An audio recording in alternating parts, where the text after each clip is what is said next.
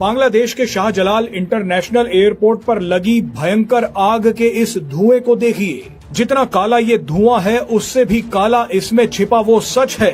दरअसल 18 अक्टूबर शनिवार के दिन बांग्लादेश की राजधानी ढाका के हजरत शाहजलाल इंटरनेशनल एयरपोर्ट के कार्गो एरिया में आग लग गई। ये आग इतनी भयानक थी कि इसे बुझाने में एक दिन से ज्यादा का समय लग गया। मुआशी मुफादात पर खुदकुश हमले से क्या कम नहीं है। बानी अब एक तरफ सख्त इकदामात और दूसरी तरफ शहद बोली कि आओ मिल बैठते हैं, मामला सुलझाते हैं, आगे बढ़ते हैं। ये कैसी स्ट्रैटेजी है? क्या एक हाथ में फूल और दूसरे में तलवार उठाकर बातचीत का होना उतना ही मुश्किल नहीं है जितना चील के घोंसले में गोश्त का होना? बहरहाल ऐसा ही को मौत की खाई में फेंकने पर शर्मिंदगी का इज़हार। वो भारत अब एक और जंग का आगाज कर चुका है। बदतरीन फजाई बमबारी और कयामत खेज मनाजर।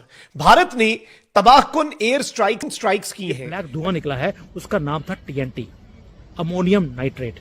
ये मिलिट्री ग्रेड के म्यूनिशंस होते हैं। एग्जैक्ट सिग्नेचर जो आपको ढाका में दिखाई दिया। दूसरा, ऐसे कौन से टेररिस्ट हैं जो एक्सप्लोजिव्स को एयरपोर्ट के कार्गो में छुपा के रखते हैं? 3 ऑर्गेनाइजेशन है। पहला है अल-कायदा, दूसरा है हमास और तीसरा है हिजबुल्लाह। हमास आपको मालूम है ये सारे ईरान के प्रॉक्सीज हैं। ये हमेशा ही स्कूल, यूनिवर्सिटी, मस्जिदें, ये जो आपके हॉस्पिटल्स हैं और एयरपोर्ट के कार्गो के एरिया में ये नीचे छुपा के रखते हैं, क्योंकि यहां पर अटैक करना इम्पॉसिबल होता है इंटरनेशनल ट्रीटीज के हिसाब से। और ये जो लोग हैं, ये जो जानवर हैं हिजबुल्लाह के, हमास के, ये मास्टर्स हैं कंसीलमेंट के, एक्सपर्ट्स हैं इन्फिल्ट्रेशन के।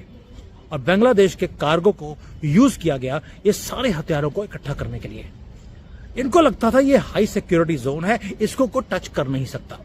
पर कल दिवाली के टाइम से पहले हमने वो भी बता दिया कि तुम्हें कहीं भी छुप के तुमने रखा होगा असला या तुम्हारे कॉकरोच, उनको मारेंगे, घर में घुस के मारेंगे। निकाला इस सेगमेंट के लिए किस तरह से देख रहे हैं, जो हम देख रहे हैं कि एंगेजमेंट्स बढ़ रही हैं पाकिस्तान और बांग्लादेश की, और साथ ही साथ ये कहिएगा कि जो भारत का मुमकिन रद्द अमल है वो क्या हो सकता है, क्योंकि एक अरसा भारत का वहां पर तसल्लुत कायम रहा। बांग्लादेश के शाहजलाल इंटरनेशनल एयरपोर्ट पर लगी भयंकर आग के इस धुएं को देखिए। जितना काला ये धुआं है उससे भी काला इसमें छिपा वो सच है। दरअसल 18 अक्टूबर शनिवार के दिन बांग्लादेश की राजधानी ढाका के हजरत शाहजलाल इंटरनेशनल एयरपोर्ट के कार्गो एरिया में आग लग गई। ये आग इतनी भयानक थी कि इसे बुझाने में एक दिन से ज्यादा का समय लग गया। जिस 18 अक्टूबर शनिवार को यहाँ आग लगी वो दिन बेहद महत्वपूर्ण है, क्योंकि अगले ही दिन रविवार को इस एयरपोर्ट से बहुत बड़ा कंसाइनमेंट निकलने वाला था, लेकिन वो बेशकीमती कंसाइनमेंट जलकर राख हो गया है। स्पेशल है क्योंकि बांग्लादेश की डेंजरस गेम हमने एक्सपोज कर दी। एक पूरा टेरर का नेक्सस था जिसे एक्सपोज किया गया है। काला स्मोक, धुआं ही धुआं 6 किलोमीटर लंबा था वो। और ढाका का एयरपोर्ट कार्गो जो विलेज है उसके अंदर आग लग जाती है। ये कोई ऑर्डिनरी फायर नहीं थी। पूरा आग इतनी भयानक थी कि बांग्लादेश को $1 बिलियन का नुकसान हुआ है। करोड़ों का कपड़ा जलकर राख हो गया। लेकिन कपड़ों के अलावा इस एयरपोर्ट के कार्गो एरिया में एक और चीज भी जल गई थी, और वो बेशकीमती चीज थी रूस से आए परमाणु पावर प्लांट के उपकरण, जो अब पूरी तरह से नष्ट हो गए हैं। आपको बता दें कि रूस बांग्लादेश के रूपपुर में एक न्यूक्लियर पावर प्लांट बना रहा है, जिसमें भारत भी रूस की मदद कर रहा है। इस न्यूक्लियर पावर प्लांट को शुरू तो 2023 में ही हो जाना चाहिए था, लेकिन बांग्लादेश में राजनीतिक अस्थिरता, शेख हसीना का तख्ता पलट और कट्टरपंथियों के सरकार में आने से रूस के इस न्यूक्लियर पावर प्लांट का काम सुस्त पड़ गया। मगर रूस को पूरा भरोसा था कि कुछ ही हफ्तों बाद दिसंबर 2025 तक इस पावर प्लांट की पहली यूनिट चालू हो जाएगी और बांग्लादेश को पहली बार न्यूक्लियर एनर्जी से बिजली मिलेगी। ये प्लांट चालू हो जाता तो इस इलाके में भारत और रूस की पकड़ बेहद मजबूत हो जाती।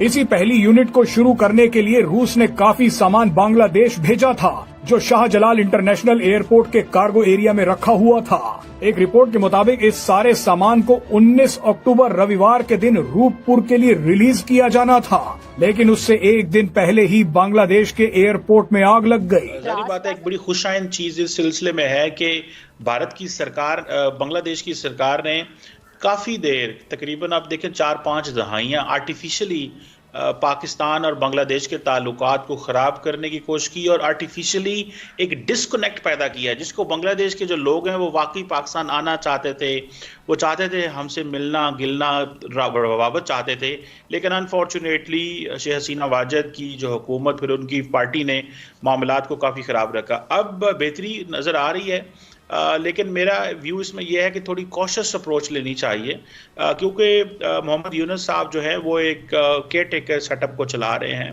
अभी एक इलेक्टेड गवर्नमेंट ने आना है बांग्लादेश के अंदर, वो कैसी इलेक्टेड गवर्नमेंट होगी, वो किस तरह के खदोहाल होंगे उसके, कौन उसको रन करेगा, कौन उसके में मेन कौन सी पॉलिटिकल पार्टी होगी, ये सारी चीज़ें जो हैं वो देखी जाने वाली हैं। और अभी हसीना वाजिद का मसला भी सॉर्ट आउट नहीं हुआ, इंडिया जो है वो उनको एक्स्ट्राडाइट करने के लिए तैयार नहीं है। सुना आपके खदशात हैं कि आने वाले दिनों में दोबारा, क्योंकि अभी आप कह रहे हैं कि केयर टेकर गवर्नमेंट है, आने वाले दिनों में भारत दोबारा वहां पर अपना मुदाखलत कायम कर सकता है, ऐसे कुछ खदशात हैं वो मुस्तकबिल में?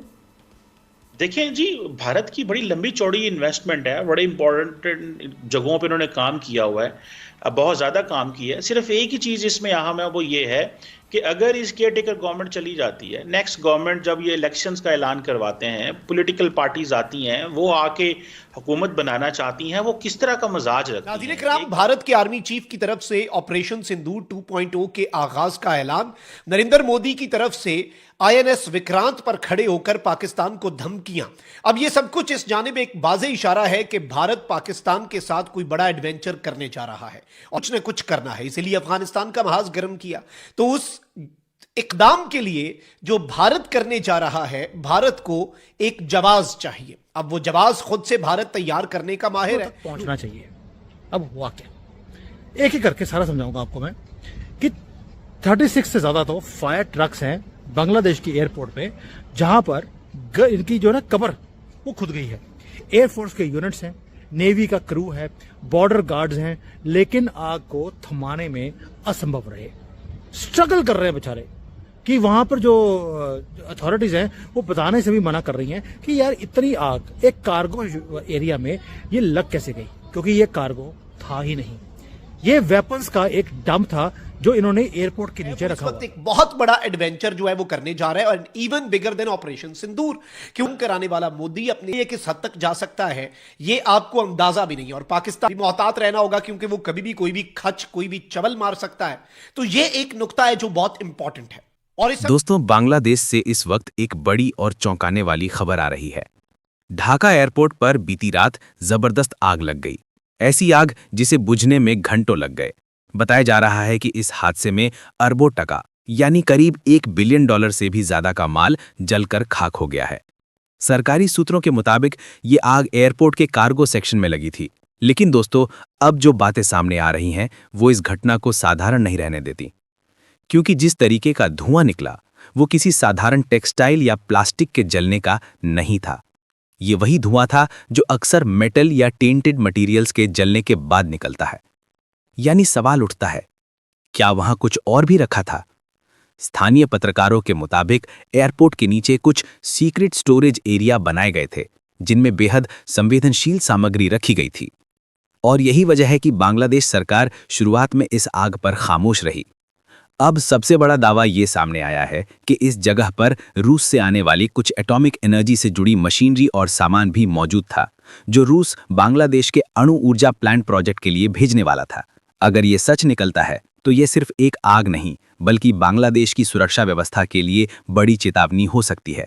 लेकिन कहानी यहीं खत्म नहीं होती दोस्तों। देसी और विदेशी इंटेलिजेंस रिपोर्ट्स की माने तो यूनुस सरकार के आने के बाद बांग्लादेश पर नियंत्रण धीरे धीरे कट्टरपंथी समूहों के हाथों में जा रहा है। और अब ये आशंका जताई जा रही है कि ये आग एक दुर्घटना नहीं, बल्कि एक टेस्ट रन थी।